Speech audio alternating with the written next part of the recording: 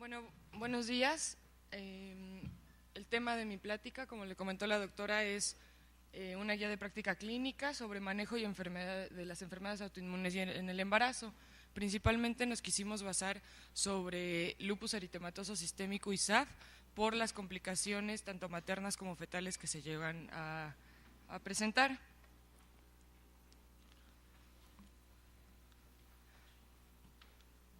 Bueno, durante esta plática vamos a ver la justificación, cuáles son los objetivos de esta guía, la definición, cómo se comporta el lupus y el SAF durante el embarazo, o sea, cuáles son sus efectos durante el embarazo y viceversa, cuáles son los efectos del embarazo sobre estas enfermedades de base.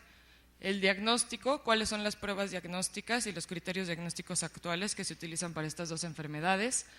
El manejo, generalmente farmacológico, qué medicamentos podemos utilizar y cuáles están contraindicados durante el embarazo, la vía de interrupción ideal y el pronóstico materno-fetal, o sea, las complicaciones que podemos encontrar. Esta guía de práctica clínica se realizó aquí en el servicio de perinatología con ayuda del doctor Ayala, la doctora Sánchez, y va dirigido principalmente a médicos ginecobstetras, reumatólogos, perinatólogos e internistas. Bueno, la justificación para que nosotros hagamos una guía de práctica clínica de pacientes embarazadas con lupus es su alta incidencia que encontramos, sobre todo en la población hispana, y también se ha comentado que la población negra son los que más sufren esta enfermedad. Y encontramos que el 90% de las mujeres son afectadas por esta enfermedad, con una relación hombre-mujer de 9:1, de las cuales entre los 15 y 65 años se presenta el 80% de los casos, por lo cual es muy frecuente que nosotros vayamos a encontrar mujeres embarazadas con esta enfermedad. Bueno, la definición ya todo el mundo la conocemos, es una enfermedad crónica multisistémica de etiología todavía desconocida, en la cual hay formación de autoanticuerpos, los cuales llegan a formar inmunocomplejos y llegan a formar una alteración o daño tisular en diversos órganos. Obviamente los principales van a ser riñón, cerebro, etcétera. Bueno, empezando con las preguntas, el consejo preconcepcional que se le debe dar a estas pacientes, sobre todo es que la enfermedad no se encuentre activa durante unos 4 a 6 meses previos. ¿Por qué? Porque aumenta la morbilidad y mortalidad materna y fetal. Estudios realizados en Japón realizaron un estudio controlado de cohorte en el cual encontraron que con 4 meses previos de inactividad ya tenemos un adecuado pronóstico materno-fetal. La mayoría de los otros estudios encontrados, por ejemplo, en España, Colombia, Panamá, Estados Unidos, reportan que debe de ser de 6 meses o mayor. Aunque hemos tenido un adecuado control en estas pacientes y la morbimortalidad ha disminuido en relación a los años y décadas previas, todavía encontramos que debido a las complicaciones la mortalidad materna llega a aumentar hasta 20 veces más, por lo cual es muy importante darles un adecuado seguimiento a estas pacientes y obviamente debe ser un tratamiento multidisciplinario. Es importante que la paciente también no esté tomando inmunosupresores durante el embarazo o antes de embarazarse para que disminuir los efectos adversos.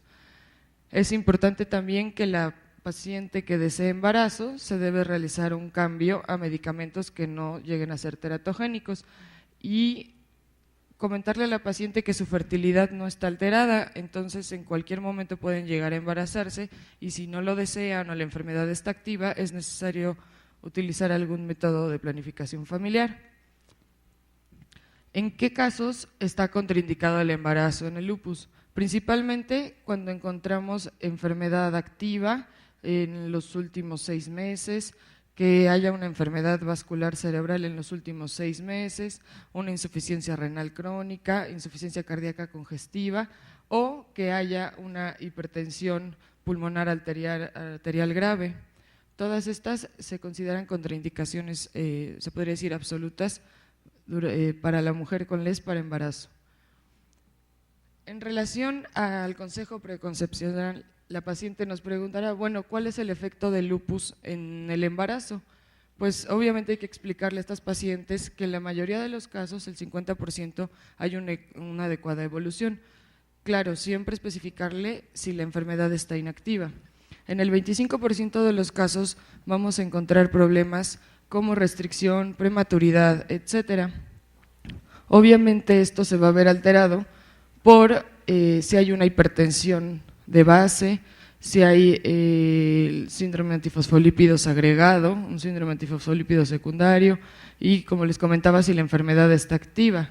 El otro 25% va a ser paciente que tengan abortos de repetición o muerte perinatal. En este caso, también los marcadores de pronóstico para pérdida fetal son la actividad del lupus, si la paciente presenta nefritis activa a la hora de embarazarse, síndrome antifosfolípidos o si presenta anticuerpos anti-Ro, anti-La positivos, que estos, como sabemos, van muy relacionados con el mayor riesgo de bloqueo cardíaco congénito, pero también se han relacionado con un aumento en el porcentaje de la pérdida fetal. Aquí tenemos cuál es el porcentaje de pérdida fetal en mujeres con lupus, si este está activo o inactivo. Vemos que en pacientes con lupus que se ha mantenido sin actividad durante los últimos 6 meses o más, el porcentaje de pérdida fetal en el primer trimestre es de 8 a 12%, que es muy parecido a lo que encontramos en la población general. Sin embargo, si la paciente presenta algún grado de actividad, lo más frecuente que se presenten con nefritis lúpica al embarazarse, el porcentaje de pérdida fetal se eleva hasta un casi 50%. Otra pregunta que nos puede realizar la paciente es ¿cuál es el efecto del lupus en el embarazo? En ese caso, bueno, el más temido de todos es el síndrome de lupus neonatal, porque las mujeres embarazadas siempre se preguntan por qué le va a pasar al producto. Dentro de este síndrome tenemos causas temporales y complicaciones temporales y permanentes. Las complicaciones temporales generalmente son alteraciones cutáneas en forma de eritema en la cara o en las calotas del recién nacido, y hematológicas que generalmente, como le estoy comentando, son temporales, son transitorias y se quitan generalmente en unos 3 a 6 meses. Es importante que todo recién nacido de madre lúpica se le deben de tomar anticuerpos, tanto antifosfolípidos como anticuerpos antinucleares de sangre del cordón y posteriormente a los 6 meses, ya que la mayoría de estos llegan a ser negativos a los 6 meses. La razón es porque estos anticuerpos llegan a ser positivos porque todavía estamos tomando un poco de sangre materna, entonces la mayoría de las veces sale positivo, pero a los 6 meses se negativizan. Dentro de las complicaciones permanentes del síndrome de lupus neonatal, vamos a hablar un poquito más adelante, es el bloqueo cardíaco congénito, principalmente bloqueos de tipo aurículo-ventricular de 3er grado. Aunque mucha gente piensa que es bastante frecuente, pues está reportado en la bibliografía que nada más en un 2 a 10% de las pacientes que tienen anticuerpos anti-Ro y anti-La positivos llegan a tener un bloqueo cardíaco congénito.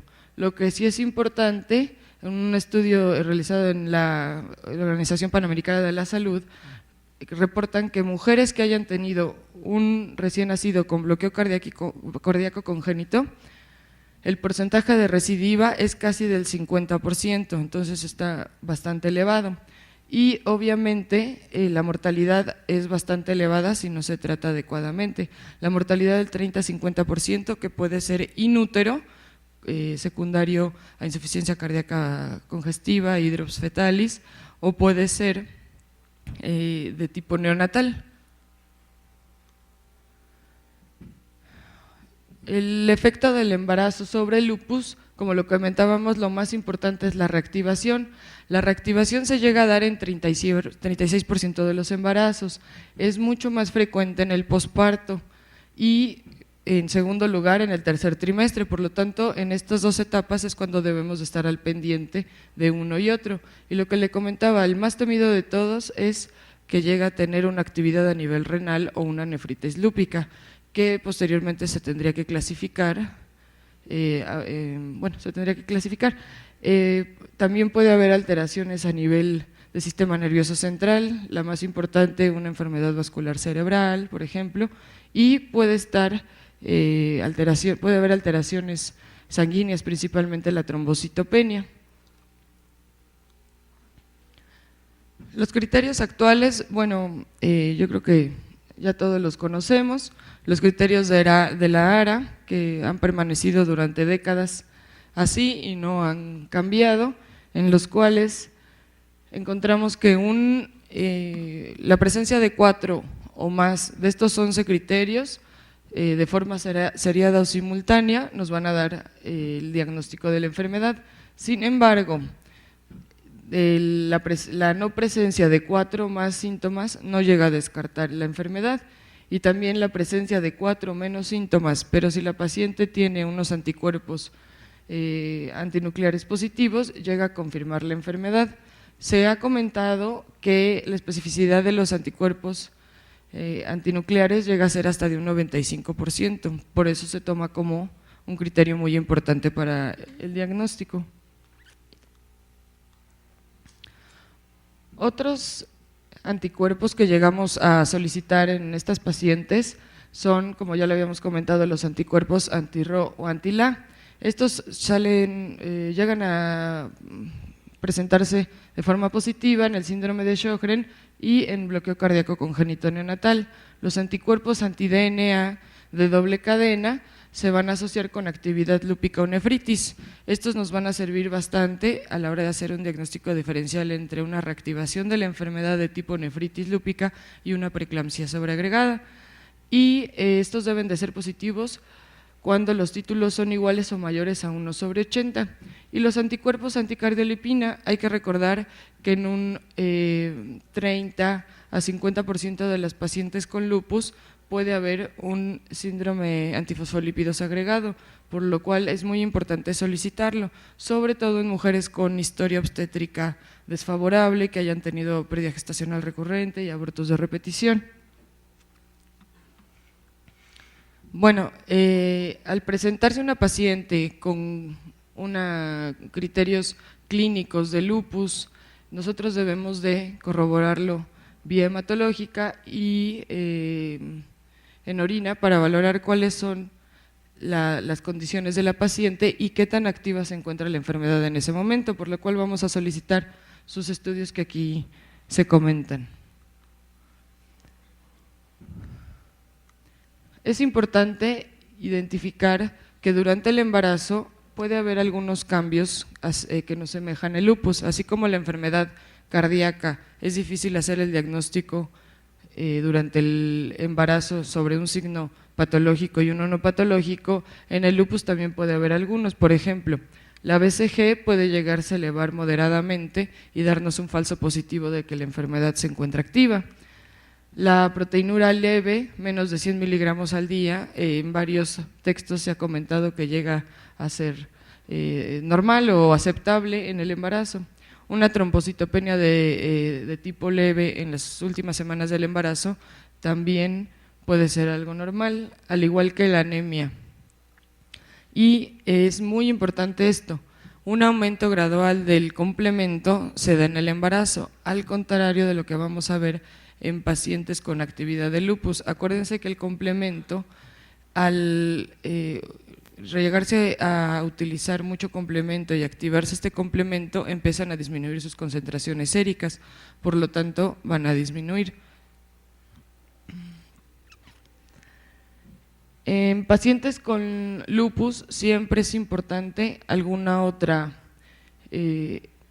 buscar alguna otra etiología de tipo autoinmune, por ejemplo, alguna alteración tiroidea, el síndrome de antifosfolípidos, un síndrome de Sjögren o hasta la artritis reumatoide.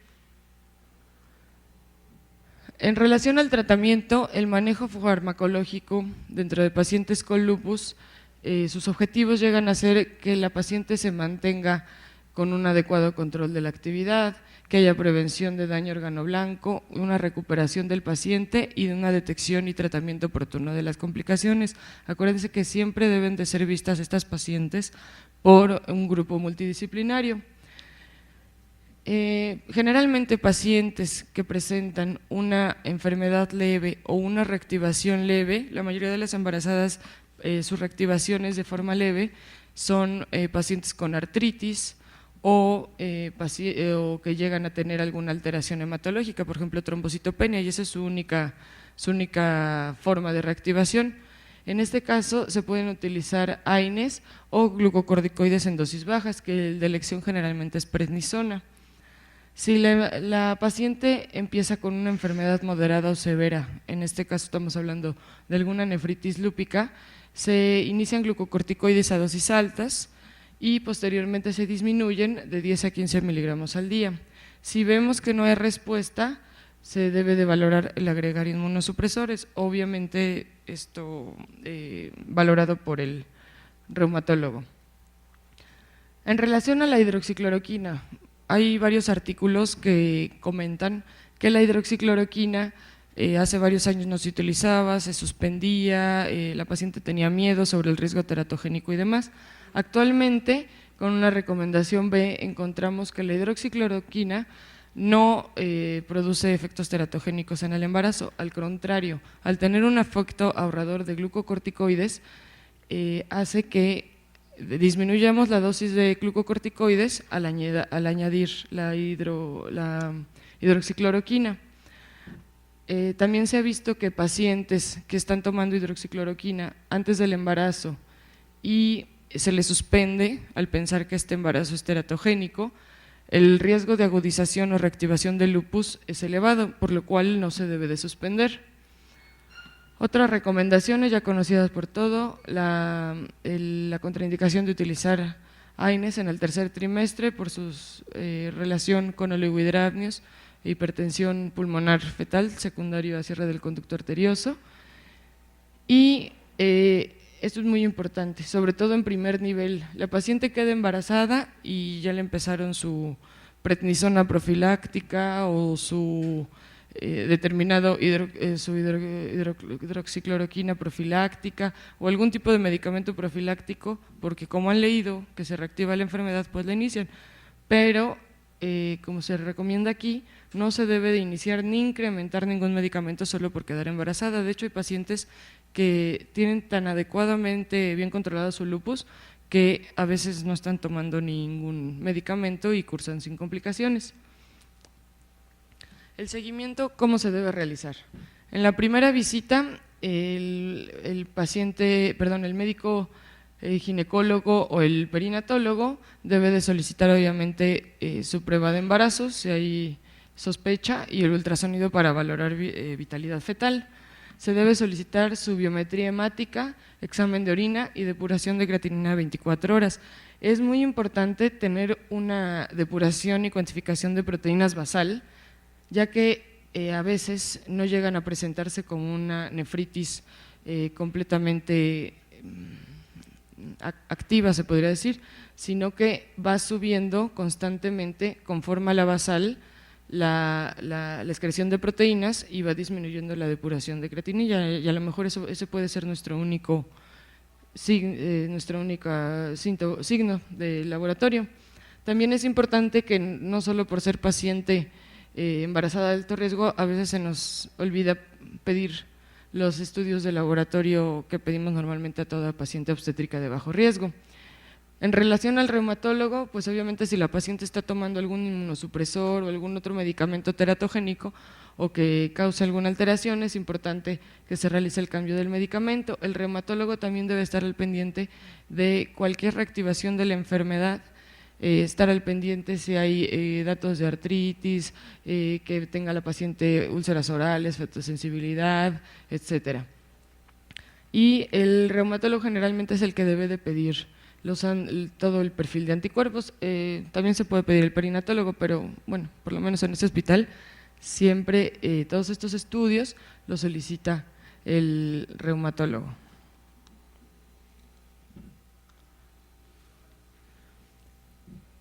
En relación a la vigilancia, cada semana, en caso de que la paciente se encuentre con algún grado de reactivación, ya sea leve o moderado, pues hay que pedir todos estudios para estarla, en paciente con, cada semana, al final del embarazo, a partir de las 28 a 32 semanas, se deben iniciar pruebas de bienestar fetal. Y si hay datos de restricción del crecimiento intrauterino, obviamente realizar su perfil hemodinámico.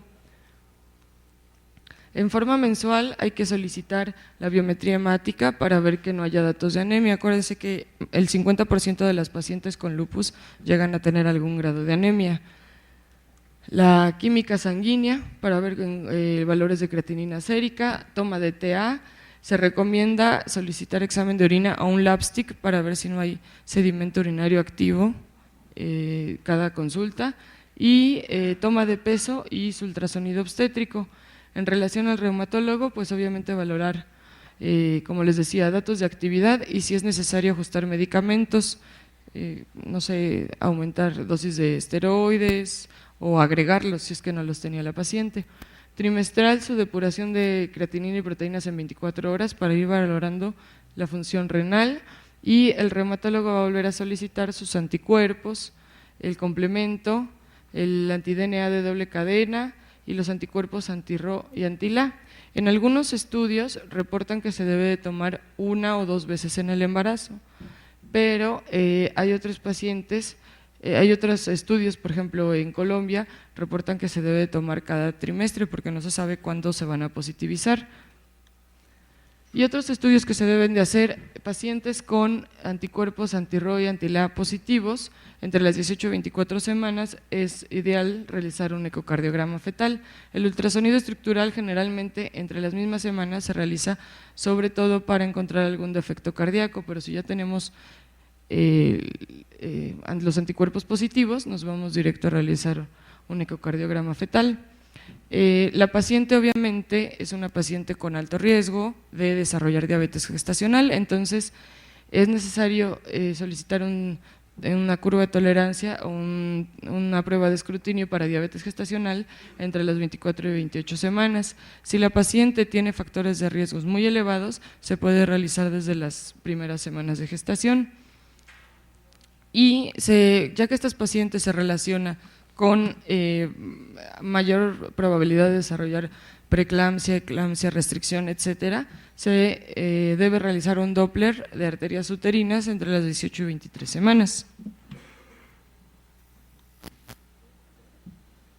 En relación al seguimiento que le vamos a dar a la paciente según las semanas de gestación, con un grado de recomendación C, según la Revista Española de Reumatología, encontramos que se debe de ver a la paciente cada 4 semanas, desde el inicio del embarazo hasta las 28 semanas, cada 2 semanas entre las 28 y 32 semanas y posteriormente cada semana a partir de las 32. Vía de interrupción del embarazo, eso es muy importante, solo se realizará cesárea por indicaciones obstétricas. El lupus en sí no es una indicación de realizar una interrupción del embarazo vía abdominal. Como aquí se comenta, una recomendación B, preferiblemente el parto debe ser vaginal y si la enfermedad se encuentra estable, se puede llegar a dejar a término el embarazo. Obviamente la atención del parto debe de ser en tercer nivel con una monitorización estricta de la frecuencia cardíaca fetal. En pacientes que están tomando prednisona o su equivalente a más de 7.5 miligramos al día, es importante hacer un cambio a su ingreso a la sala de labor o si va a ser programada para cesárea en este caso, de glucocorticoides orales se cambia a hidrocortisona, ya puede ser IM o IV, lo ideal es que sea IV, 100 miligramos cada 8 horas. En estas pacientes, en relación a la analgesia obstétrica, por ejemplo, no hay contraindicación para una vía epidural y obviamente por los riesgos que nos incluye esta enfermedad debe estar en la sala algún pediatra o neonatólogo para una atención inmediata. En relación al puerperio, pues bueno, se sigue toda la rutina normal del puerperio. Esto es muy importante. Con un grado de recomendación B, según la Organización Panamericana de la Salud, nos comenta que la prednisona debe de regresarse a la misma dosis que letanía en el preparto, por lo menos durante todo el puerperio, y posteriormente se debe de ajustar, ya su reumatólogo ajustará la dosis. Y la prednisona no contraindica la lactancia, solo está contraindicada en pacientes que estén tomando una dosis de prednisona mayor a 20 miligramos o inmunosupresores. Generalmente en pacientes con lupus que están adecuadamente controladas, se trata de mantener dosis de prednisona bajas, entre unos 5 a 10 miligramos al día, para evitar los efectos secundarios de los esteroides. Si la paciente no tomó esteroides durante el embarazo y durante el embarazo no hubo ninguna complicación, no es necesario administrar esteroides en el puerperio. Lo que comentábamos, que la mayor probabilidad de exacerbación de lupus es durante el puerperio. Entonces hay hay médicos que empiezan algún tipo de esteroide, ya sea prednisona a dosis bajas durante el puerperio, y no está indicado. Y bueno, como anexo aquí tenemos que durante la lactancia no hay ningún problema si la paciente está tomando prednisona a menos de 20 miligramos al día. Y en adelante vamos a ver sobre el lupus, ninguno de los anticoagulantes, ya sea asa, cumarina o heparina, pasan a leche materna, entonces son seguros durante la lactancia. ¿Qué métodos de planificación familiar se recomiendan en pacientes con lupus? Bueno, lo ideal, que se comenta en todas las bibliografías, es que la paciente se realice OTB, pero pues obviamente no todas las pacientes van a querer esa opción. Entonces, aparte del OTB, que es el método de elección, podemos recomendarle a la paciente el uso de DIU con levonorgestrel, podemos utilizarle a la paciente anticonceptivos, pero nada más que sean con progestágenos, ya que recuerden que los estrógenos pueden tener mayor riesgo de tromboembolia, y estas pacientes, pues su riesgo está aumentado. El dispositivo intrauterino de cobre tampoco está está indicado en estas pacientes, no está muy recomendado, ya que acuérdense que hay una alteración en la inmunidad de estas pacientes y entonces puede llegar a haber mayor probabilidad de infección. Las complicaciones, como les comentaba, las más leves son relacionadas con articulaciones y alteraciones hepatológicas y cutáneas. Lo que más nos preocupa a nosotros como médicos es el compromiso renal, ya que un 10% de estas pacientes que llevan a hacer una nefritis lúpica van a persistir con daño renal y en 1 o 2 años van a terminar con insuficiencia renal crónica y con algún grado de diálisis o hemodiálisis. Entonces, eso es muy importante, sobre todo pacientes que tengan nefritis activa. Al momento de embarazarse, la persistencia de daño renal se llega a aumentar hasta en un 50%, por lo cual es muy importante estar al pendiente de esto.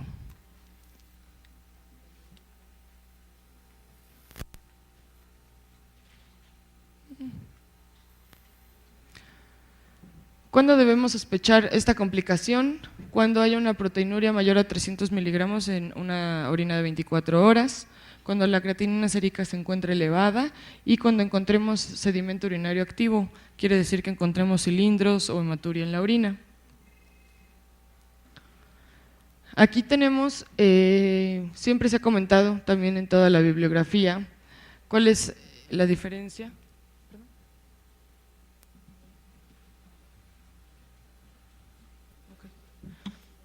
¿Cuál es la diferencia entre las anormalidades, la diferencia entre preeclampsia y nefritis lúpica?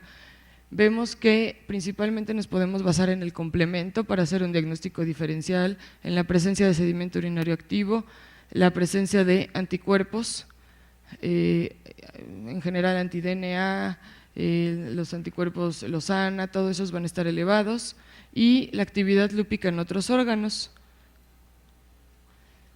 Pacientes con compromiso renal importante y proteinuria significativa son un marcador de mal pronóstico fetal.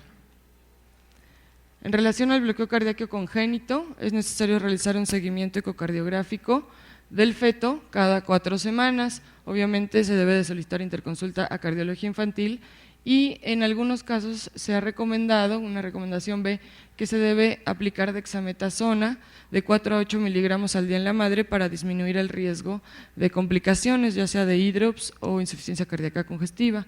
Es importante inducir el parto tan pronto como el feto esté viable y colocar un implante, un marcapasos al recién nacido al nacimiento. Disculpen, se terminó el tiempo, entonces lo dejamos para otra ocasión, este tema de síndrome antifosfolípidos.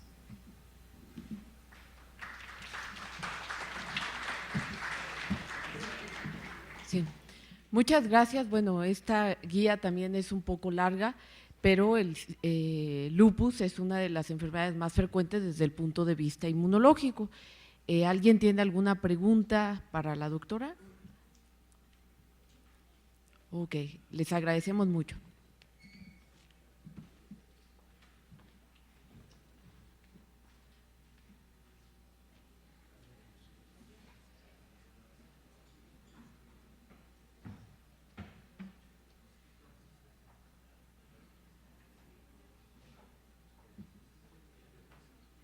En forma dogmática o sistemática no siempre es fácil. ¿Por qué? Porque las etiologías por las cuales llega a haber esta patología son diferentes y por lo tanto esto lo vuelve complejo.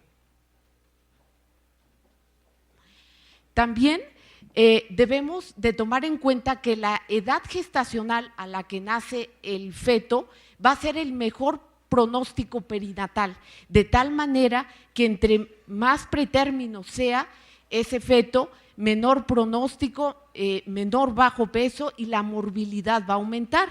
A mayor edad gestacional el pronóstico va a ser mejor y la morbilidad va a disminuir en forma significativa. De tal manera que tenemos las grandes subdivisiones del parto pretérmino, aquel que es menos de 24 semanas, donde prácticamente la viabilidad es nula, el parto pretérmino que va entre las 24 y 28 semanas, que de acuerdo a la infraestructura del hospital donde nazca este feto, va a haber posibilidades de viabilidad si se tiene una terapia de cuidados intensivos adecuada y los recursos necesarios para poderlo tratar. Entre las 28 y 34 semanas, donde ya son fetos viables, pero sin embargo la morbilidad con la que se asocia va a ser mucho mayor.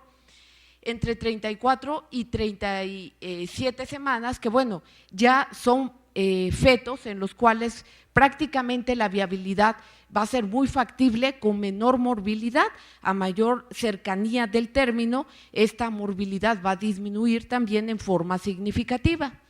De tal manera que de acuerdo a estos aspectos, la importancia y la relevancia que implica aún un reto para el ginecobstetra, el parto pretérmino, vamos a abordar en este simposio ciertos puntos que nos parecieron importantes. Como primera parte nos hablará el doctor Óscar Moreno sobre el diagnóstico individualizado del parto pretérmino. Posteriormente, el uso de progesterona y esteroides a cargo del doctor Dan Farine. Enseguida el uso de tocolíticos en el parto pretérmino a cargo del doctor Giancarlo Di Renzo y finalmente el costo neonatal, que es otro punto importante que debemos de hacer conciencia y mención en esta patología a cargo del doctor Gabriel Lara. Muy buenos días, agradezco al comité organizador su invitación para para estar aquí con ustedes y agradezco mucho también a la doctora Sánchez por la invitación a este simposio. Tenemos información típicamente o de una forma clínica hemos clasificado a la paciente que acude con nosotros con síntomas de amenaza de parto pretérmino en un servicio de urgencias. Tradicionalmente utilizamos o aprendimos durante la residencia a utilizar un índice llamado de Gruber-Baumgarten, en el cual tú das un score de acuerdo a las condiciones del cervix y en base a eso tomas decisiones, dices, no, esta es una amenaza de parto pretérmino que aparentemente no es tan importante, esta es más importante, en fin, decides qué medicamentos utilizar. Lo cierto es que, como ya se comentó brevemente, si tú miras en los últimos, esta es una una prevalencia de parto pretérmino en nuestro país, según la Secretaría de Salud, en el 2000 y 2006, lo cierto es que a pesar de tener diversas intervenciones que aparentemente nos intentan ayudar a tratar mejor el parto pretérmino, lo cierto es que hoy utilizamos fibronectina, hemos incorporado en nuestro país también la vigilancia o intentamos predecir parto pretérmino con longitud cervical, incluso hemos incorporado algunos uteroinhibidores más potentes como el Rituximab. Lo cierto es que desafortunadamente en nuestro país pues va a la alza el parto pretérmino. Este es un panorama de lo que sucede en este hospital, más o menos esto fue en una pequeña revisión en 2009, entre enero y septiembre. En ese momento había 8.914 nacimientos, de los cuales 734 nacieron antes de las 37 semanas, es decir, parto pretérmino como se define tal cual. Miren ustedes, si tú pesas menos de 1000 gramos, la posibilidad de que mueras es más arriba del 50%, perdón, y si pesas más de 1000 gramos, más de 1 kilogramo, pues las probabilidades de que vayas adelante son muy altas, casi el 95%. Por lo tanto, uno de los primeros mensajes es saber exactamente qué edad tienes, o mejor dicho, cuánto pesas, porque de eso depende que puedas ir adelante o no. Y hoy la medicina no se escapa de esto, en todos los aspectos que tenemos en la práctica obstétrica, nos estamos prediciendo eventos que pueden suceder. Voy a hablarles ahora, o esta plática se centra en la utilidad de dos pruebas concretamente, una que es la fibronectina, que en este hospital desde los trabajos del doctor García Alonso y los trabajos del doctor Ayala, hemos aprendido mucho de la predicción de parto pretérmino, pero aplicada a aquella población de riesgo, es decir, aquella población que tiene síntomas de parto pretérmino y que acude a un servicio de urgencia. No vamos a hablar nada, o al menos mi charla no está dirigida a aquella población sin factores de riesgo con el fin de que tú selecciones a mujeres de riesgo, en aquellas digamos de bajo riesgo, que es otro tema y es extremadamente abundante. Por lo tanto, en este hospital hemos trabajado desde hace muchos años, el doctor García Alonso nos empezó a enseñar a trabajar con fibronectina fetal y con longitud cervical. Con longitud cervical, como ustedes saben, es posible tener cierta sensibilidad, cierta especificidad, ciertos valores predictivos positivos para predecir parto pretérmino. Con los trabajos que se han desarrollado en este hospital, al incorporar la fibronectina, hemos encontrado que efectivamente estos valores mejoran. Entonces, al final de lo que teníamos hace 3 o 4 años es que sí, si tú incorporas fibronectina a esta forma de predecir parto pretérmino, lo haces mejor que la pura clínica, mejor que con de Gruber en Baumgarten, pero al fin y al cabo te estamos dando valores de 80% de sensibilidad que se incrementa a 88%.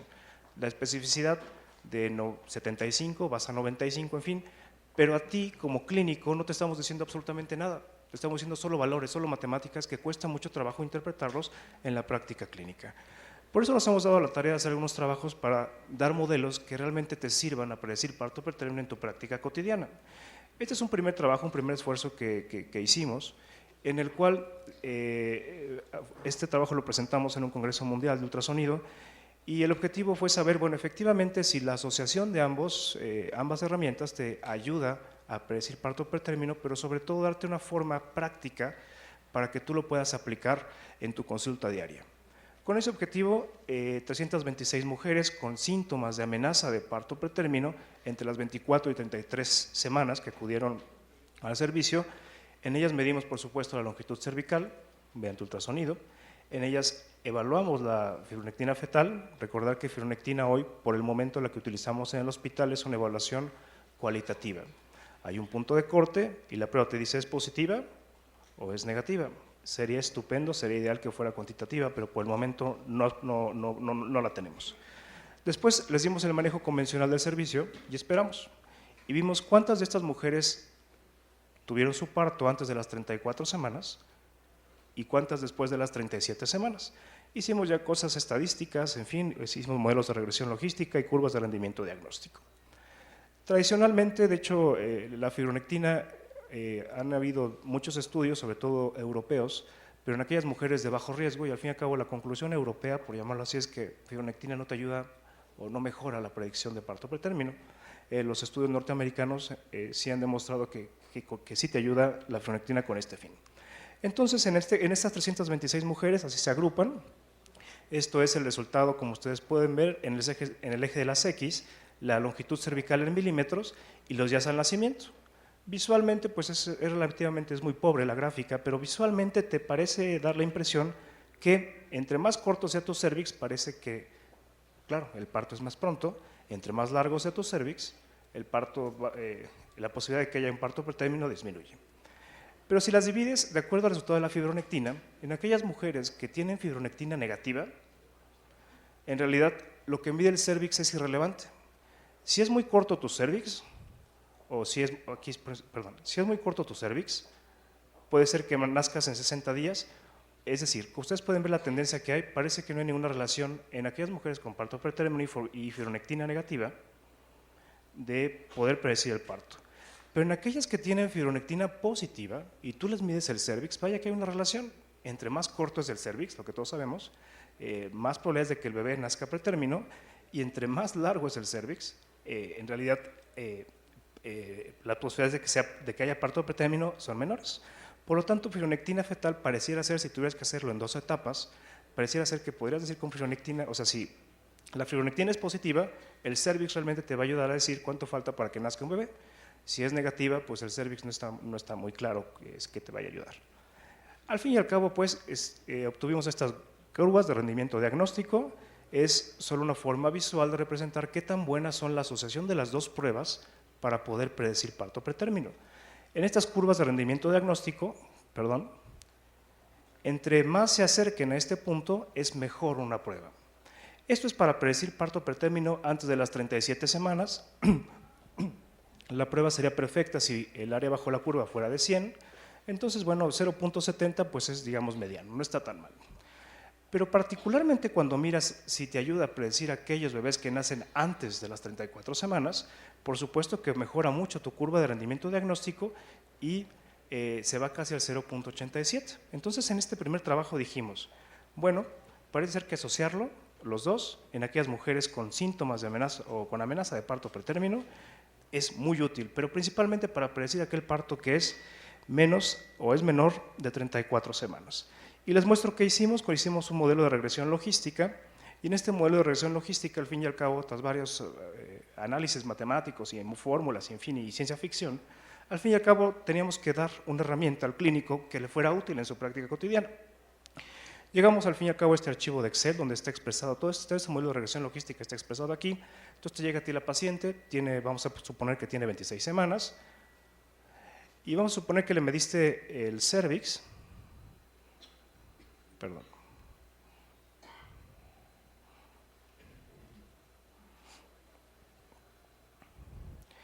mediste el cervix, vamos a suponer que es un cervix extremadamente corto, que tiene 10 milímetros, que la morfología vamos a ponerle que es en T, y vamos a poner que la fibronectina fue positiva, en este caso es 1, entonces el modelo automáticamente te dice, mira, en este caso, la probabilidad de que esta mujer tenga parto pretérmino es del 91.8% antes de las 37 semanas. Y antes de las 34 semanas, porque hicimos ambos modelos de regresión logística, es del 93.6%. Y es la forma en la cual, al fin y al cabo, intentamos estos valores que a todos nos costaba extremadamente trabajo entender de sensibilidad, de especificidad, intentamos precisamente hacer una forma práctica para que tú pudieras utilizarlo en tu práctica cotidiana.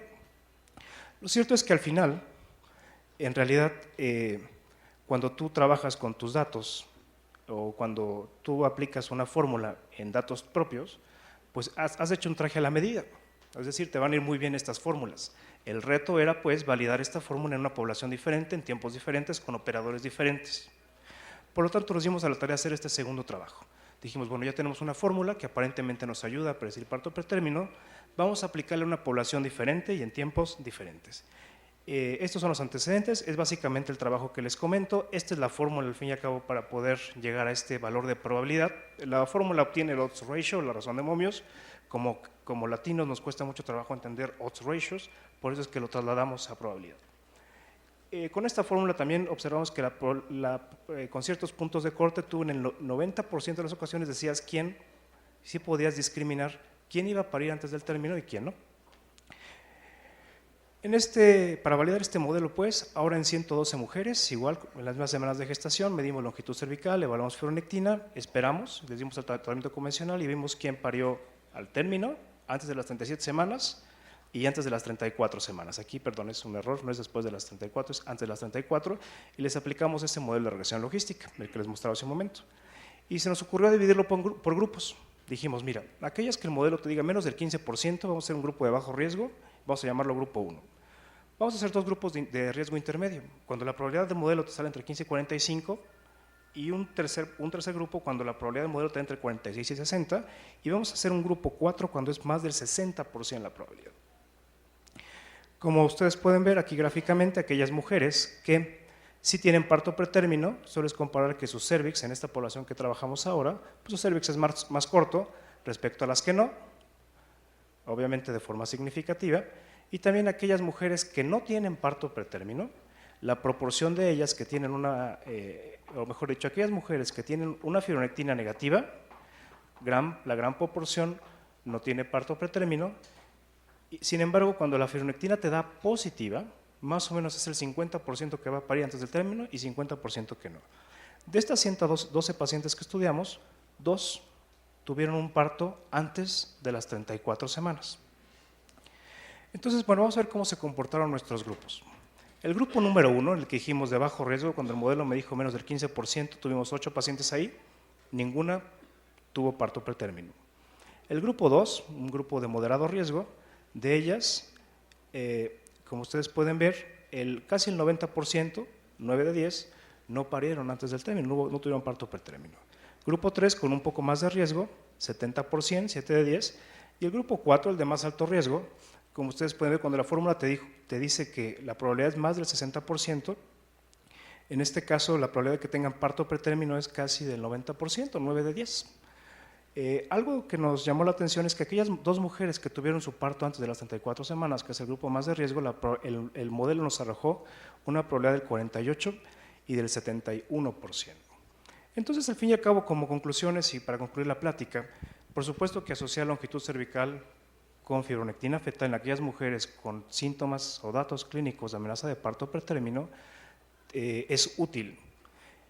En un modelo, en el modelo que hemos generado, te permite, si tú aplicas este modelo en tu práctica cotidiana, te permite diferenciar o discriminar o separar aquellas mujeres con muy bajo riesgo que no ameritan internamiento, que no tienes por qué generar estrés a la familia, que no vas a gastar y que es muy probable que no vayan a parir. Y te permite sobre todo también encontrar o aislar a aquellas mujeres con una alta probabilidad de alto riesgo o una alta probabilidad de parto pretérmino, y sobre todo dar intervenciones ahora sí un poco más controladas. Cuando vino Oracle, cuando vinieron diversos estudios multicéntricos aleatorizados, resulta que lo aplicaron a una población con síntomas de parto pretérmino. Y al fin y al cabo tenías ahí en esa población, como lo mencionó bien la doctora Sánchez hace un momento, es una población heterogénea que tiene diversos subgrupos. Ahora el modelo sí podemos separar o aislar a aquellas mujeres con más alto riesgo y ahí dar intervenciones de forma aleatorizada. A unas progesterona, a otras no, a unos ciertos tocolíticos, a otras no, en fin. Ahora sí podemos saber y tener intervenciones un poco más para intentar controlar este gran problema que tenemos de salud pública. Yo con esto termino y agradezco mucho la invitación a la Jornada Médica Bienal. Buenos días. A continuación, el doctor Dan Farine nos va a hablar sobre el uso de progesterona y esteroides en el parto pretérmino.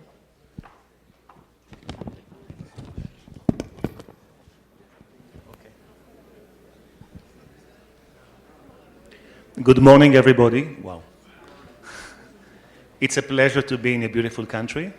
I'm really pleased that you invited me.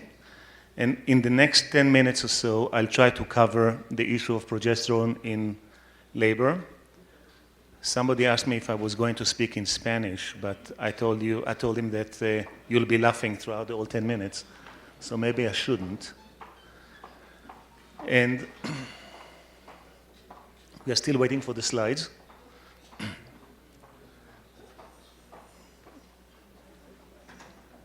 I guess the reason I was asked to speak about progesterone is the fact that I wrote the Canadian guidelines for the use of progesterone for preterm labor.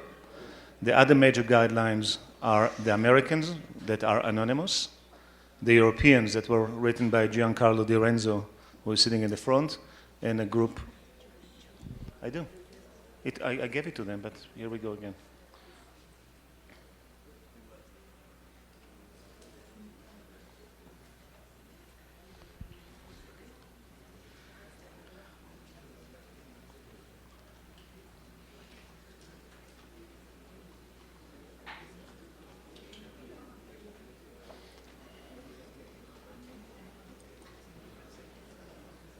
Progesterone, sí.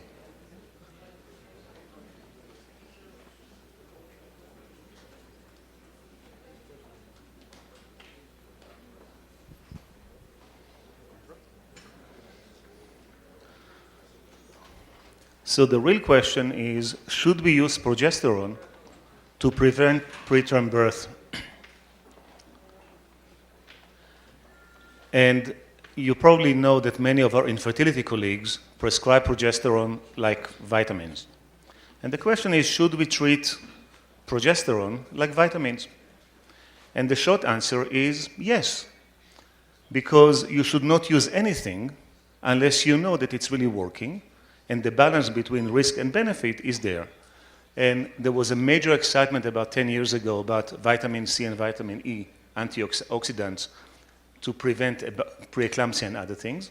But when 2 large RCTs were done, they were shown to be... Muchos estudios en varias universidades mostraron que no solamente eran inútiles, sino que incluso podrían ser dañinas. Entonces no se debe utilizar nada a menos que hayamos evaluado la evidencia para ver si vale la pena o no utilizarlo. Entonces lo que me gustaría hacer en este momento es revisar 3 de los principales trabajos escritos sobre la progesterona y los metaanálisis y después llegar a las conclusiones. Estos son los 2 primeros estudios que fueron la base para las directrices al respecto. El primero fue elaborado por un grupo estadounidense y el segundo por Eduardo Fonseca, un brasileño, quien trabajó con un colega del Reino Unido, Kypros Nicolaides. Entonces, en el primer estudio se utilizó una dosis de 250 miligramos, la autorización fue entre 16 y 20 semanas, el tratamiento ha sido 36 semanas en la red de centros de salud de Estados Unidos. Este fue el número de pacientes, que fueron 310.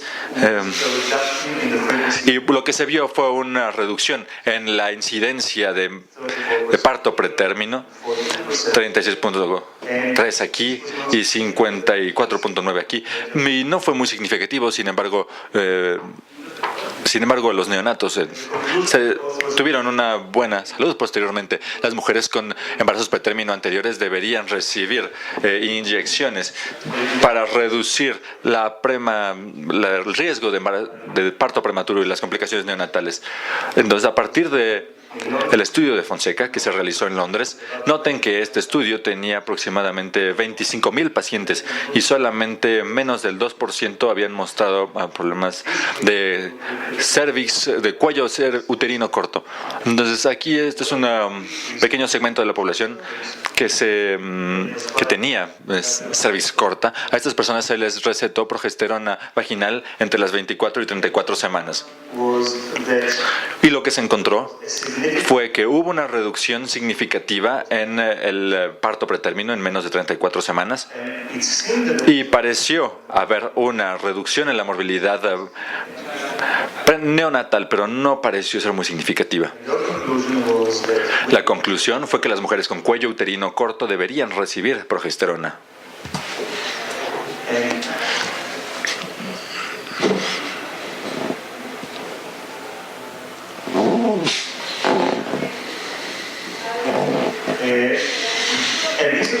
Ahora, esta es la base para las directrices, no sé qué hice. Y todas las directrices que se pueden ver en esta diapositiva se basan en los 2 trabajos principales que les mencioné, pero llegaron a conclusiones un poco diferentes. La directriz europea, que fue escrita por el grupo de Giancarlo, sugiere que se debe administrar en caso de embarazo de parto pretérmino y cuello uterino corto. Los estadounidenses decidieron ignorar cualquier estudio que no fuera hecho en los Estados Unidos y por lo tanto solamente se indica para el embarazo pretérmino, el parto pretérmino. Y las directrices más interesantes son las del Reino Unido, que son de una sola oración, son las directrices más cortas, que dice, no se utilice a menos que sea parte de un estudio. Y la siguiente pregunta es, ¿en realidad el parto pretérmino es un diagnóstico o un síndrome? Y la respuesta corta es que es un síndrome. Y esta diapositiva la plagia Roberto Romero. Entonces la pregunta es si todos estos aspectos son los mismos o no. Entonces lo que traté de hacer es primero hablar sobre la sobredistensión uterina y ver cuál es la información que hay al respecto de ello. Esto lo hizo Norman en Escocia, un estudio aleatorizado de control con 500 embarazos de gemelos. Se administró progesterona vaginal a 90 miligramos y se vieron los resultados después de 34 semanas, y los resultados fueron que la progesterona en los gemelos era inútil. Había otros 4 estudios no tan buenos como esto, pero todos llegaron a la misma conclusión, que no hay beneficio alguno en la administración de progesterona durante los embarazos con gemelos. Dodd fue un coautor conmigo de las directrices canadienses y él revisó los 11 estudios aleatorizados que se utilizaron con 2.425 mujeres y se decidieron dividir a los pacientes, a la población, entre quienes tenían cervix corta, anteriores embarazos pretérmino y otros. Los resultados fueron primero que ver la frecuencia de los embarazos, de los partos pretérmino de menos de 34 semanas y también la morbilidad perinatal. Para reducir esta historia, en cuanto a los pacientes de parto pretérmino y cervix corta, hubo menos partos pretérmino, tal como se esperaba. Sin embargo, el hecho de que se incrementó la longitud del embarazo, la duración del embarazo, no mejoró la salud del neonato. Y se vio que lo importante no era tanto aumentar la duración del embarazo, sino, de hecho, impactar en la salud de los neonatos. Este estudio fue producido por Sonia Hassan y Roberto Romero hace algunos años. Este fue un estudio de control aleatorizado que se realizó en muchos países y los criterios fueron ligeramente distintos, solamente para confundir a todos una vez más. Las mujeres con cervix corta tenían una dilatación entre 10 y 20 milímetros. Se utilizó la progesterona vaginal de 90 miligramos. En esta fecha se hicieron estos controles del 19 a 24 semanas y los resultados que se midieron fue que se evaluaron en cuanto al el parto pretérmino a menos de 33 semanas y lo que se mostró es que hubo menos partos pretérmino con la progesterona en cada uno de los grupos en los que se dividió el estudio. Pero si se les evaluara, podríamos decir lo siguiente: si fuera una mujer con cuello uterino corto, hay luz verde y se puede continuar a tratar a la paciente con progesterona. Pero si son gemelos, no se debería utilizar. Y para otros partos pretérmino, tenemos que esperar para asegurarnos de que haya todavía mejores resultados para los neonatos. Muchas gracias.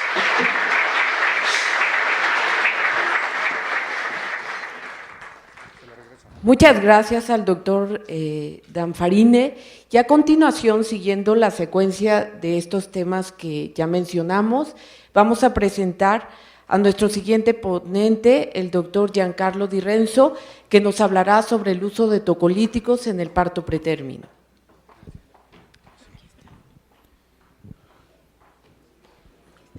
Sí, no, muchas gracias. Permítame. Abre. Está México.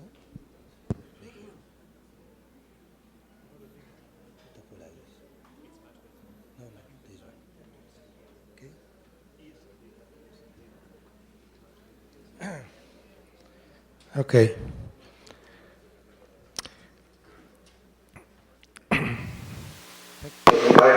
Gracias de nuevo por invitarme. I will try in a short period to address Y en este corto periodo de tiempo me gustaría tratar con dos temas. Normalmente cuando hablo sobre la tocólisis hablo de que tenemos que encontrar al paciente adecuado para poder utilizar este tratamiento. La tocólisis no es para todos. Y al pensar de esto es consistente con las directrices que acaba de mencionar Dan Farín, que fueron publicadas en la edición de noviembre de la Gaceta de Medicina Neonatal y Materna. Si gustan, lo pueden descargar gratuitamente.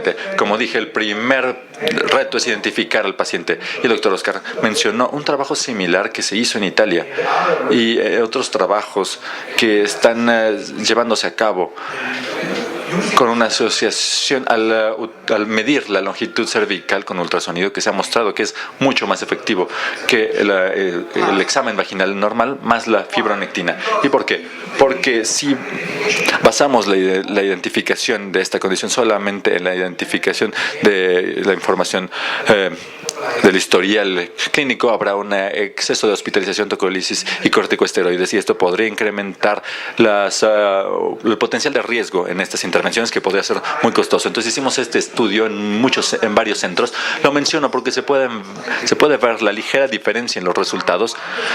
Solamente hubo 132 casos, pero estos se mantuvieron a partir de la 30ª semana de gestación y se evaluó el parto después de las 34 semanas. Como ustedes pueden ver, solamente unos cuantos de estos pacientes tuvieron un parto después de las 34 semanas, incluso con el embarazo cervical y la fibronectina, es decir, 2.5 centímetros como un marcador de un cuello uterino corto. Estos son pacientes asintomáticos. ¿Y cuáles fueron los resultados? La fibronectina por sí misma es un valor negativo de predicción. Sin embargo, la cervicometría, es decir, tomando 2.5, no es tan bueno, pero sin embargo, si se unen, si se junta esto es un valor predictivo de casi el 100%. Esto significa que todas las pacientes que fueron ingresadas al hospital debido a que padecían síntomas, es decir, que tenían alguna señal de parto pretérmino, que tenían una cervix de menos de 2.5 centímetros y fibronectina negativa, nunca entraron en parto después de las 34 semanas. Entonces se les puede mandar a su casa. También estas son las conclusiones que surgieron a partir del grupo de expertos de la Sociedad Europea de Medicina Perinatal. Cuando la fibronectina es negativa y la longitud cervical es mayor a 2.5 centímetros, se recomienda terapia tocolítica y profilaxis esteroidea, y no se les debería ingresar al hospital, y de esa manera se puede ahorrar mucho dinero. Quizá algunos de ustedes dicen que no siempre está disponible tener un aparato de ultrasonido para hacer una cervicometría, no sé, los domingos, los sábados, en las noches. No todos los médicos están capacitados para hacer esto, pero un dispositivo muy simple en la actualidad que se utiliza para medir la longitud cervical y se llama Cervilence, y es muy útil para medir la longitud de la cervix con este dispositivo desechable, y se puede hacer un estudio muy corto. En este caso, en este estudio hubo 50 pacientes y se midió la cervix, y podemos ver la regresión lineal y también la coincidencia de los datos, que fue de 100%, es decir, que si no se tiene ultrasonido se puede utilizar un dispositivo sencillo, que siempre es mucho mejor y es más efectivo que una evaluación subjetiva. Para beneficio del hospital, esto reduce las admisiones innecesarias, reduce los costos, reduce los gastos administrativos y médicos, pero también para los pacientes no hay ninguna intervención médica. También hay paz mental para los pacientes. Viajes, no se interrumpen los viajes del paciente, porque a veces se les restringe la capacidad de viajar, cuando menos en la Unión Europea, si es que hay un riesgo de embarazo pretérmino. De esta manera se puede permitir a la mujer ir al trabajo y viajar. También esto da paz mental para la familia. ¿Qué es una tocólisis adecuada? La tocólisis es algo que se debe hacer con dos objetivos primarios. Retrasar el parto con la administración de glucocorticoides, o también buscar una transferencia a un hospital donde haya unidad de cuidados intensivos neonatales. En otros casos, cuando se puede utilizar la tocólisis por mucho tiempo para lograr ganar unos cuantos días particularmente en los embarazos de muy alto riesgo. Sin embargo, lo que hemos visto, ¿qué es lo que tenemos en nuestro armamento? Bueno, muchos fármacos que no tienen licencia para ser utilizados en una tocólisis. Sin embargo, en muchos casos no hay indicaciones para esos medicamentos ni hay sistemas robustos para evaluar la seguridad de los fármacos fuera de la licencia. Es necesario tener la anuencia del paciente para esto. Al ver los tocolíticos que están disponibles en el mundo, en Europa solamente tenemos 2 que tienen licencia, el etosilvan y los miméticos beta, pero estos ni siquiera tienen licencia en América del Norte. Prácticamente no hay ningún fármaco tocolítico con licencia en Norteamérica. Sin embargo, hay otros fármacos sin licencia que se utilizan muy ampliamente. Los inhibidores de síntesis de la prostaglandina, los bloqueadores del canal de calcio, los donadores de óxido nítrico, que no tienen perfiles de seguridad completos. Hay algunos eventos adversos muy serios que se relacionan con ellos también. Pero bueno, ¿cuáles son las investigaciones más importantes hechas sobre el sulfato de magnesio? Mittendorf ya hizo un estudio hace poco y se escribió que se tiene que dejar de utilizar el sulfato de magnesio para la autocólisis. Es decir, que no hay diferencia con el placebo en 2 estudios que se realizaron. Y la cantidad de gramos que se usa para creer que se llegue a algunos efectos es tan alto que puede producir más efectos secundarios que beneficios. Sin embargo, cuando tenemos pacientes que no están respondiendo a la autocólisis, ¿qué podría ser lo que lo produce? Porque también hay varios pacientes que no están recibiendo autocólisis y bueno, puede haber alguna variabilidad genética, puede haber infecciones, pero en muchas ocasiones quiere decir que hay una dosis inadecuada y también en ocasiones hay lo que yo le llamo nihilismo terapéutico y en unos momentos les voy a mostrar lo que quiero decir con esto. En cuanto a la variabilidad genética, por ejemplo, se utilizan los fármacos betamiméticos y debemos saber que estos son receptores absolutos, receptores de variabilidad genética, particularmente los receptores de beta 2 que muestran alguna diferencia en el codón 16 entre la arginine-glicina y se cambia la respuesta al fármaco mimético. ¿Esto qué significa? Que si tengo receptores de homocigotos, si son heterocigotos con un cambio, no estarán en el mismo nivel. Entonces tenemos un estudio en el cual tuvimos un 100% de éxito en retrasar la labor de parto si se administran homocigotos de arginina 16, pero solamente de 74% si no son homocigotos. Entonces podemos ver que hay una variabilidad genética que puede afectar el resultado de la autocólisis. Ahora, ¿qué es el nihilismo? A veces, cuando tenemos algún paciente que llega al hospital y la paciente ya tiene una dilatación de más de 3 centímetros y la cabeza ya está en una posición muy baja, entonces comenzamos a preparar a la paciente y a la familia para decirles que el bebé va a nacer y que probablemente habrá una gran morbilidad y que probablemente vaya a morir, particularmente en los casos que hemos escuchado antes, entre las 28 y 36 semanas. Esto se ha mostrado que no es un buen manejo de la paciente, porque algo sí se puede hacer, y este estudio ha demostrado que podemos obtener mucho mejores resultados al administrar una autocólisis aguda, posponiendo incluso 24 horas y administrar corticosteroides. El resultado para este bebé será mucho mejor después de 24 horas, al posponer el parto 24 horas, pero también administrar corticosteroides. Y esto ayudará para producir el parto y reducir la morbilidad. Esta es una posibilidad de utilizar terapia esteroidea y para producir un neonato más maduro, incluso por un corto periodo de tiempo. Esto es algo que tiene que vencer el nihilismo que puede haber en estos casos. También hay una advertencia muy reciente para los betamiméticos que me gustaría señalar. Cuando administramos los receptores de beta 2 en la placenta también llegan al feto y en el feto podría producir una teratogénesis conductual y funcional, particularmente en una utilización prolongada. Además, hay desórdenes del espectro del trastornos del espectro del autismo que pueden estar relacionados a esta teratogénesis debido a estos fármacos. Esto significa que hay un riesgo incrementado de autismo en el neonato cuando la duración de la utilización de estos fármacos es mayor a 2 semanas o de 2 semanas de duración. A veces cuando administramos este fármaco estamos buscando resultados inmediatos en los neonatos, pero no sabemos qué es lo que va a suceder después durante la niñez y tenemos que tener mucho cuidado con ese tipo de fármacos. Después tenemos el problema de los fármacos tocolíticos no etiquetados, como la mayor, o que no se utilizan de acuerdo a las indicaciones. En muchos estudios hay estudios muy no suficientes. Se hizo un estudio por Cam y Lamont y encontramos que el 71% de los estudios que tratan con fármacos que no tienen una indicación para ser tocolíticos, tenían un resultado sesgado.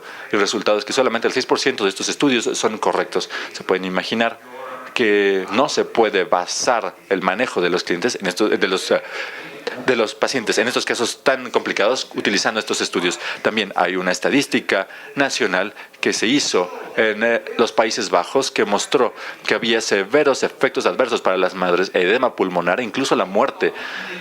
Pero todos estos se relacionaban con el uso de antagonistas del calcio o de beta-antagonistas, atosiban y endometacin. Solamente en 35 casos se utilizó y para estos casos no hay estadística. Pero como pueden ver en la atosiban no se produjo ningún efecto secundario serio como sí sucedió con los otros fármacos. El resultado de las directrices que nosotros establecimos en Europa y también las que se aceptan en el Reino Unido, por ejemplo, no similares a las de las progesterona, mostraron que la atosiban era un fármaco de primera base y que se debe considerar como parte de un posible tratamiento de este tipo. En la comparación con las drogas beta-miméticas, particularmente cuando hay ruptura temprana de las membranas, más de 21 semanas, y el embarazo múltiple, se puede prolongar el parto incluso en 20 días. Y estos fármacos betamiméticos producen efectos secundarios 20 veces menores, particularmente un mejor cumplimiento con el tratamiento en comparación con el uso de fármacos betamiméticos. Otra cosa es el atosiban, otro fármaco que se acaba de publicar un estudio al respecto. En cuanto a la resucitación in útero, se administró tractocil en bolo de 13.5 mililitros. Hubo casos de una contractibilidad mayor debido a hipertono.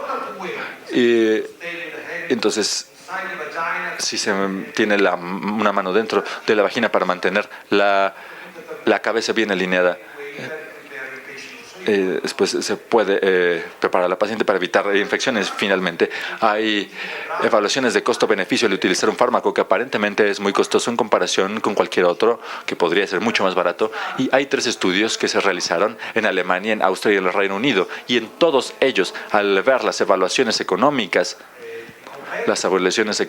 en comparación entre la atosiban y otros fármacos, y al ver los efectos secundarios, la admisión al hospital, la longitud de la estadía y demás, hay un efecto de reducción de costos al utilizar atosiban en comparación con otros fármacos. Hicimos otro estudio publicado el año pasado desde la perspectiva italiana, al ver cómo los costos en los hospitales se reducían con el uso de este fármaco, y como pueden ver, ahorramos mucho dinero con una tocólisis adecuada. Nosotros utilizamos los efectos secundarios de los estudios aleatorizados de la atosiban contra los miméticos beta y vimos los efectos secundarios para poder hacer los cálculos. Y estos son los diferentes niveles y las diferentes combinaciones que pueden existir, pero siempre el atosiban produce un costo final menor en comparación con los fármacos betamiméticos, y debemos decir que esto se puede lograr con una reducción de los efectos secundarios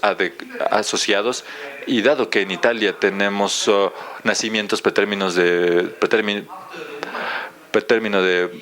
partos pretérminos más de 40.000 personas, y a las mujeres no se les ha administrado los fármacos tocolíticos porque no se ha podido administrar o definir cuál es la terapia tocolítica adecuada. Sin embargo, se podrían lograr ahorros de más de 20 millones de euros para los contribuyentes y más de 12 millones de euros de ahorro para los hospitales. Por eso decimos que utilizar el fármaco adecuado para los pacientes puede producir beneficios económicos para toda la sociedad. ¿Cuáles son mis mensajes finales? La identificación adecuada de los pacientes en el parto pretérmino es muy importante. Yo avalo el estudio de este hospital de Oscar, con el cual se muestra que la combinación de fibronectinas y la medición cervical probablemente es lo que mejor puede predecir esta condición. Sí, tenemos evaluaciones muy sofisticadas. No se necesitan evaluaciones tan sofisticadas para predecir, pero sin embargo cuando necesitamos, debido a que la fibronectina es positiva y por el tamaño cervical, y si se debe administrar tocolítico, se debe utilizar el mejor tratamiento tocolítico por la menor cantidad de tiempo, con un objeto efectivo y con un objeto claro, y que la no respuesta a la tocólisis podría implicar la presencia de infección, variabilidad genética e incluso una medición inadecuada. Solamente me gustaría recordarle a todo el público que en poco tiempo en Florencia tendrá lugar el Congreso Mundial sobre embarazos de gemelos y el uso de progesterona, porque hay nuevos estudios que probablemente van a surgir al respecto del uso de la progesterona en embarazos atípicos con gemelos, y la próxima semana tendrá lugar el Congreso Mundial de Perinatología en Rusia, en Moscú. Muchas gracias por su atención.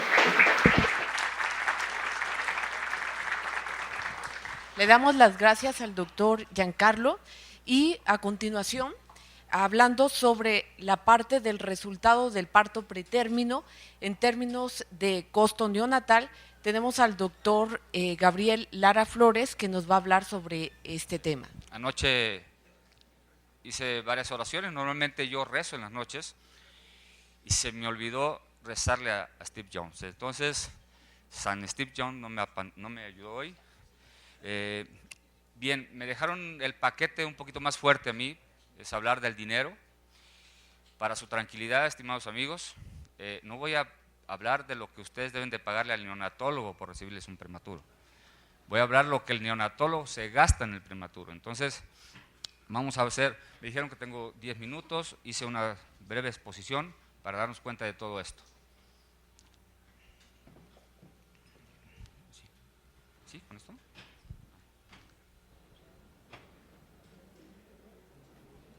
Para que corra.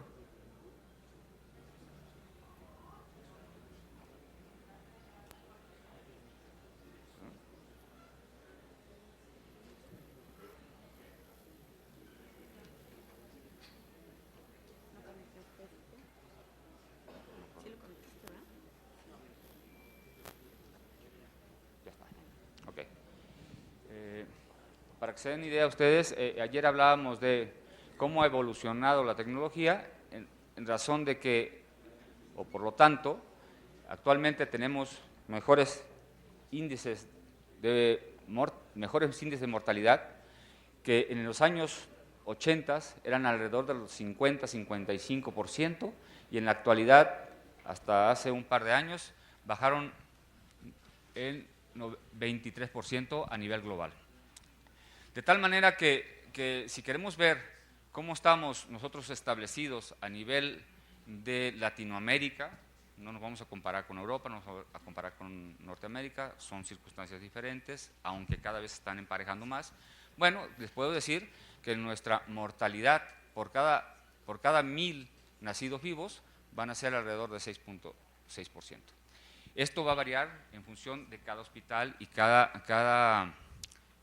tecnología que tenga este hospital. No todos tienen las mismas tecnologías que tenemos aquí, que tenemos en el INPER, el Centro Médico, etc. Entonces, para empezar a entrar en detalle, bueno, el Banco Mundial en el 2007 informó que México le está destinando de su Producto Interno Bruto aproximadamente 5.9% de su capital.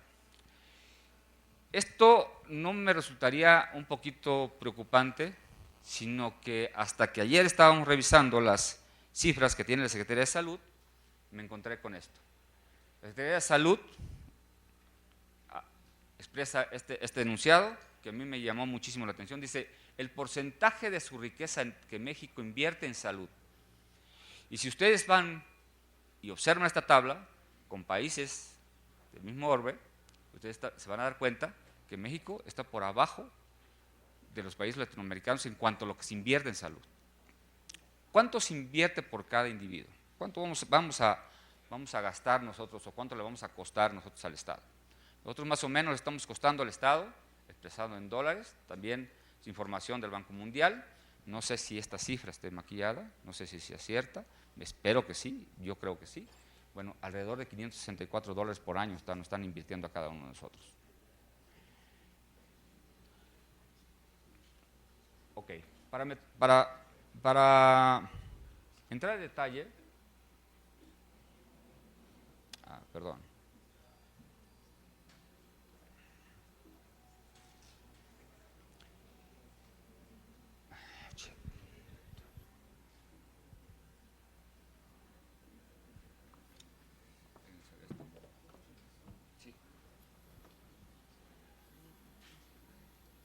Bueno, no voy a tener para no entorpecer el tiempo. La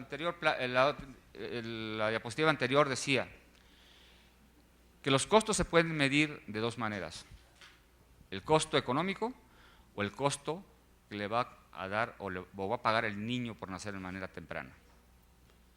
Entonces, bien sabemos que desde el año 2000 hay muchos trabajos en los que se ha asociado, por ejemplo, para hablar nada más en un tema, la infección uterina, la infección de vías urinarias, por ejemplo, con lesión cerebral. Muchos de nuestros niños tienen repercusión neurológica a corto y a largo plazo por el simple hecho de haber cursado la madre con infecciones durante el embarazo. Esto se va a perpetuar y se va a hacer más evidente en el niño prematuro por las condiciones de la habilidad que tiene en su lecho vascular. Entonces, ¿qué sucede en esos momentos? Bueno, lo que sucede es que hay citoquinas que van transitando por el torrente sanguíneo, llegan al cerebro del bebé y producen un proceso inflamatorio, y esto conlleva a inflamación del cerebro. La situación es un poquito más delicada, la fisiopatología es un poquito más minuciosa, no me voy a entrar en esto porque tenemos que hablar de dinero. Pero también el costo viene siendo fisiológico y fisiopatológico, y una repercusión hacia la familia. Pero ya entrando en materia de detalles y hablando de dinero, por ejemplo, en un consenso que se hizo ahí en los años, del año 2000, 1998, que después se reforzó en un consenso en Boston, se publicó en el 2005 en el Critical Care, encontramos que tan solo por infección, se tienen 42,000 casos registrados en Estados Unidos en el año 2000. De estos, el 10% muere. Muy similar a un año anterior, que fueron del 9%. Pero esto no preocuparía tanto para hablar del tema si no fuese por este dato. 25% de estos bebés o de estos niños eran prematuros y prematuros extremos. El gasto de estos bebés en ese momento fue catalogado y evaluado en el 2005 por el grupo de consenso en 2.3 billones de dólares. Es decir, prácticamente lo que tienen algunos países latinoamericanos en su riqueza interna.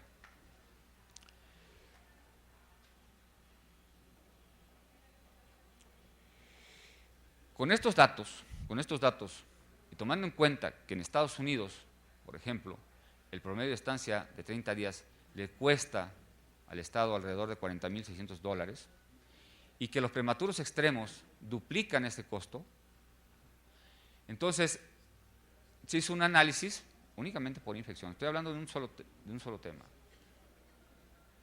En la Gaceta se hizo una revisión y encontraron que el gasto que se llevaron estos niños era alrededor de 1.57 billones. La mitad prácticamente del gasto total que habíamos hablado anteriormente.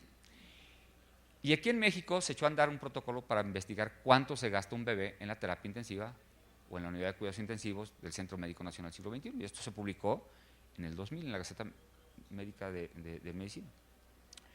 Y por una estancia de 9 días, un bebito gasta alrededor de 70,000 pesos. Esto estamos hablando únicamente, recuerden, doctores, que estamos hablando de sepsis nada más. Pero si tomamos en cuenta que los niños prematuros y los prematuros extremos tienen lesiones en los ojos, pueden tener retinopatía prematuro, pueden tener lesión cerebral, pueden tener hemorragia, pueden tener algunas otras repercusiones intestinales, operados de conducto, esto se puede multiplicar hasta por 5. Entonces, el gasto viene siendo alrededor de $500,000 de pesos en 9 días, en una semana.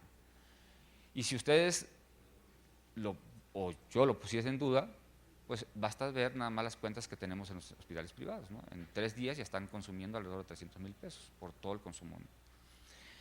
Entonces, para hablar exactamente de prematuros, empecé a buscar datos aquí en México. En México no hay tanta evidencia en el sentido de prematurez y costos, pero encontré un artículo muy bueno que me ilustra todo este impacto del doctor Salinas en la Universidad de Chile.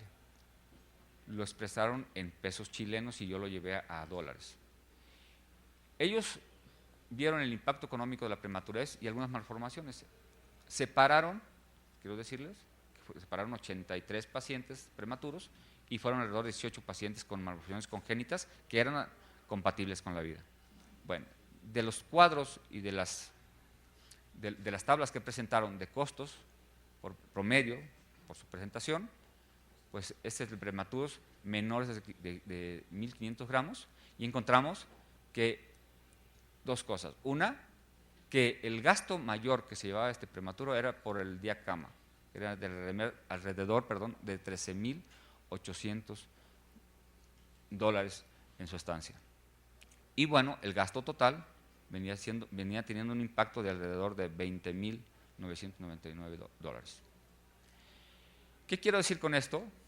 Bueno, que un niño en terapia intensiva tiene costos tan elevados como su prematurez sea. Es decir, entre más prematuro es, mucho más va a gastar. Entre menos prematuro es, mucho menos va a gastar. Entonces, aquí la reflexión que nos quedaría en este momento es tratar de llevar a nuestros niños a feliz término. Evidentemente que para todo esto hay Mastercard, o sea, ¿están de acuerdo? Pero que sonrían estos dos individuos, él es mi hijo, es el señor presidente, no tiene precio. Muchas gracias.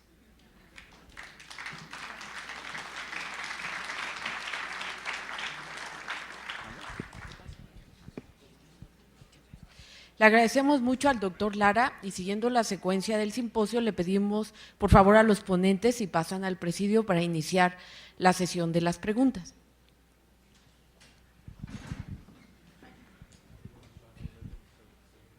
Ok, una vez que la paciente ya tiene el primer evento de amenaza de parto pretérmino, depende de la longitud. Se considera como normal, de acuerdo a la literatura, más de 25 o 30 milímetros. Si la paciente tiene menos de 30 milímetros y la fibronectina sale positiva, se recomienda en 7 a 14 días y ya se valorará el caso. De una longitud cervical menor de 15 milímetros, el riesgo es alto y la probabilidad de parto pretérmino a las 7 o a los 14 días posteriores es importante. Y la longitud se recomienda únicamente hasta la semana 34. Después de la semana 34 de gestación ya no es recomendable hacer esta medición. Bueno, depende del momento en que la paciente haya tenido parto pretérmino. Pero una otra posibilidad de combinar la examinación del cérvico con la examinación del bebé a 20 semanas, a todos los pacientes. ¿Alguna otra pregunta? Sí, doctor.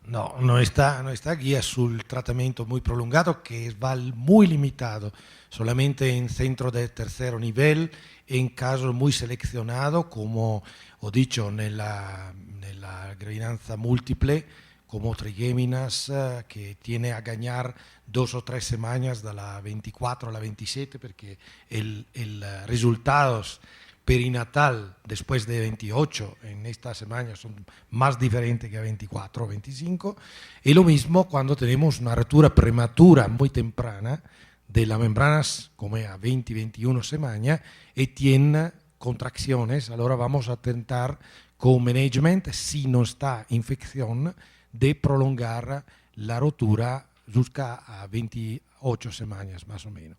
Estos son los dos casos que tenemos una indicación de prolongar el utilizo de tocolíticos. I don't know if you want.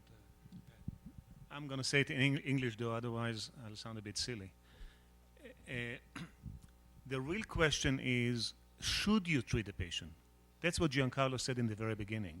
And there is a price for keeping the baby in utero if there's an inflammatory process. And the price is at least 15% of these babies could be damaged. And in my talk about premature rupture of membranes, I'll be speaking about the fact that if we keep the baby inside, we may be doing the baby much worse than delivering the baby. So issue number one, should we? And probably in many cases we should not. The second question is, could we? And the short answer of the large randomized controlled trials is that none of these agents work long term. Maybe aside from progesterone, because we don't have enough data. So maybe we shouldn't. Then we can't, because there is no evidence that it improves things beyond anywhere between 2 and 7 days. And lastly, there are very old studies showing that with some of the drugs themselves can cause really bad things like myocardial infarction.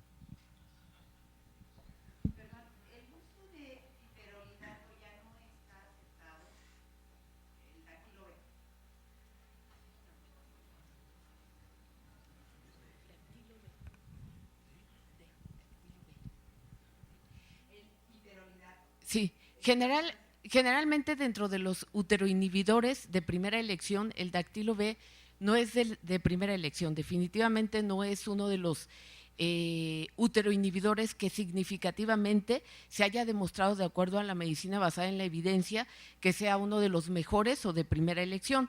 Desde el punto de vista comercial sí se ha utilizado quizás a lo mejor de manera irracional, pero aquí es lo que queremos, normar una conducta de cuáles son los mejores uteroinhibidores, tanto en forma ambulatoria, como ya comentábamos, la nisfedipina es de los mejores desde el punto de vista o administración oral, y los de vía parenteral como el atosiban. I find that the optimal drug depends on who is the speaker, from which country. It's very country dependent, and the reason it's country dependent because there is no good data that anything works better than the other. There are very few things that are clear. That magnesium sulfate is useless as tocolytic. Even now we may use it for neuroprotection. But we seem to use nitroglycerin for the last 3-4 years. I have no idea what we'll use in 5 years. Sí, doctor.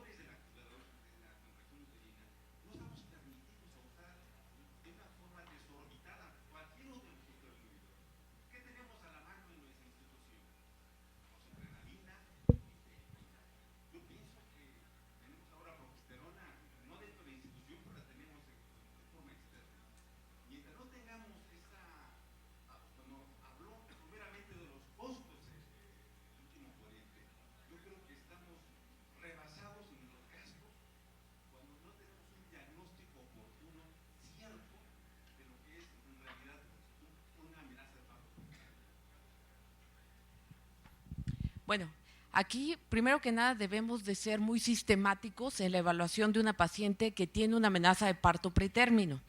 Primero tenemos que tener muy claro que para la condición para que una paciente la cataloguemos como amenaza de parto pretérmino es que debemos de demostrar objetivamente que tiene contracciones y modificaciones cervicales.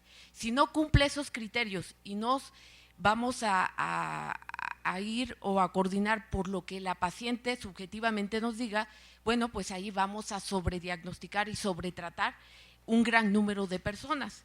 Por ello, es importante que por lo menos se tengan estos dos datos para poder tener, primero, un buen diagnóstico.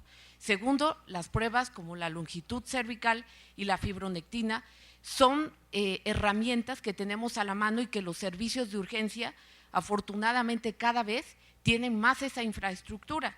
Si nosotros sabemos que la longitud está normal y la paciente tiene una fibronectina negativa, aunque ella refiera contracciones, si no se demuestran objetivamente, como médico podemos enviarla a su casa con indicaciones generales sin llegar al punto de someterla a un riesgo de que llegue ya con un parto pretérmino y todas las complicaciones, tanto médicas como legales, que pueda tener. Un commentario. Ahora, con lo studio che abbiamo fatto in Europa e in Italia, de 10 pacientes que se presentan con síntomas de amenaza de parto pretérmino, solamente 2 tienen veramente una amenaza de parto pretérmino, sono trattate con tocolíticos, corticosteroidi, etc. Quindi 75-80% non tienen medicamentos. Ahora, per las 2 pacientes que tenemos, ¿vamos a utilizar fármacos que no son seguros, que no tienen evidencia de seguridad? ¿Vamos a utilizarlo como si fuese mi sobrina o una otra persona, con la posibilidad que tiene un edema pulmonar o una muerte porque no entendía que la paciente tenía un problema del corazón? No creo que eso una lógica muy inteligente de management médico éticamente válido. Yo creo que será de utilizar el fármaco mejor que tenemos, anche perché ha demostrado que podemos ganar dinero o salvar e non spendere molto, particolarmente per l'effetto colateral que non tiene. Estos son los 2 puntos principales, pero yo concordo que es un síntoma, vamos a identificar el más veloz posible que son las etiologías, pero no es fácil y muchas veces necesita de más tiempo que las 1-2 horas que tenemos la paciente per la misión al hospital. Yo creo que ahora, en este tiempo, la fibronectina, como está demostrado también del Hospital de Ayala, y la cervicometría ultrasonidas puede indicarne cuanto menos que son la paciente que necesita de un tratamiento inmediato, que son solamente el 20-25% máximo de todo que se presenta con síntomas en época pretérmino. So, what was just presented is the present. I'd like to make one comment about the past. In Canada, we collect all the medical legal cases for the last 20 years. Generally, nobody lost a case because of tocolytics or preterm labor. This is not why medical legal cases are lost. I'd like to speak about the future, and the future is probably here now. I think that the way we look at preterm labor now is short cervix, fibronectin, contraction is going to be history very soon, because there are new tests and new approach. I'll give you one example. When we were in medical school, we were told that the culture is positive when you do the Petri dish and you see the bacteria. We know nowadays that 99% of bacteria don't culture. So we culture only 1%. And Roberto Romero published a paper last year showing that if you have markers for inflammation, only 1/3, well, of 100 patients with preterm birth, 1/3 have infection with bacteria detected, 1/3 have markers for inflammation, like a bunch of them, and 1/3 have none of the above. The 1/3 that have only markers usually have DNA or RNA of bacteria present, and they behave biologically the same. So we will actually not do cultures anymore. We will do bacterial DNA and RNA. is using now nanoparticles to actually get the therapy to where you want it. So we know that the bacteria in preterm birth get loculated in amniotic fluid. He developed a nanoparticle with a receptor to those, so the antibiotics can go where it can go right now. He has nanoparticles that can measure the level of different interleukins in the uterus. So I think that we are now with preterm birth where we were with fetal medicine before ultrasound was invented. And in few years, hopefully we'll have many more answers. Y bueno, finalmente, para completar esta parte, ya el uso, cuando nosotros decidimos en una paciente dar tocolíticos, ya está muy establecido en qué pacientes son candidatas de primera intención a los tocolíticos vía oral, aquella que tiene un Virchow menor de 3, y cuáles son las pacientes que requieren ya de un tratamiento parenteral como primera elección. ¿Alguna otra pregunta? Sí, doctora. En relación a la paciente con diabetes gestacional, en base a las publicaciones que hay, que sabemos que los betamiméticos incrementan precisamente los niveles de glucosa y que el uso de esteroides durante, como el manejo para inductores de madurez pulmonar, en estos casos, en un sector de salud como el que nosotros tenemos, donde no contamos con el atosidad, desde su punto de vista, ¿cuál sería el uteroinhibidor de mejor elección para la diabética gestacional? Bueno, de primera intención, si no tenemos el atosiban, sería la nifedipina. La nifedipina se le daría como primera opción el atosiban y cualquier otro uteroinhibidor que no sea beta-mimético, precisamente por el efecto secundario de liberación o glucogenólisis y que por lo tanto va a descompensar a la paciente. Pero bueno, debemos de adaptarnos también a los recursos que tenemos en cada una de las instituciones. Si como primera opción solamente tenemos los beta-miméticos, se tendrían que dar con una vigilancia estrecha y con un control estricto por esquemas rápidos de insulina, además ya del tratamiento que tiene de base esa paciente. ¿Alguna otra pregunta? ¿Sí?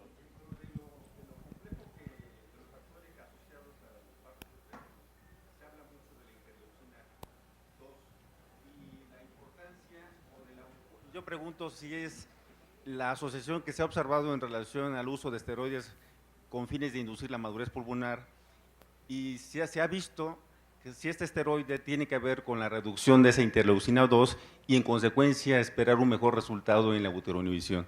En esos casos particularmente en que hemos hecho sinergismo con, bueno, yo me acuerdo todavía en las diabéticas, sulfato de magnesio con nifedipino o sulfato de magnesio con orsoprenalina para reducir la dosis de sulfato de magnesio, reducir la dosis de orsoprenalina, evitar los efectos secundarios tanto de uno como de otro, se incrementa la eficacia. Pero he leído artículos en relación a este incremento de la interleucina 2 y el beneficio del esteroide. Claro, muchas pacientes están usando esteroides con fines de inducir la madurez pulmonar, pero pregunto, ¿está impactando también esta interleucina 2 como un factor proinflamatorio y en consecuencia como uteroinhibidor? Bueno, realmente la asociación con la interleucina 2 no se ha visto. La asociación con la interleucina 6, sí. De hecho, un subgrupo de pacientes que tienen parto pretérmino o amenaza de parto pretérmino se asocian con lo que se conoce como síndrome fetal o inflamatorio en el feto, en el cual se va a caracterizar precisamente por una elevación de la interleucina 6. Su asociación con la interleucina 2 es baja. En relación a esto lo comenté, doctor, y bueno, nada más una aclaración, creo que los tiempos debemos manejarlos con mucha cautela en este tipo de simposiums, lo debemos comer. La exposición en cuanto a costos neonatales es tema de todo una cita de conferencias, una reunión internacional. Abrevié nada más lo que vemos rápidamente, resumidamente en nuestras salas. Los costos son sumamente altos y, como decía la doctora, efectivamente la presencia de interleuquinas hacen o provocan o condicionan lesiones cerebrales importantes que se pueden dar o denotar en forma temprana o forma tardía en los niños en el neurodesarrollo. Bueno, les agradecemos, en vista de que el tiempo se nos ha terminado, les agradecemos a todos los ponentes su participación.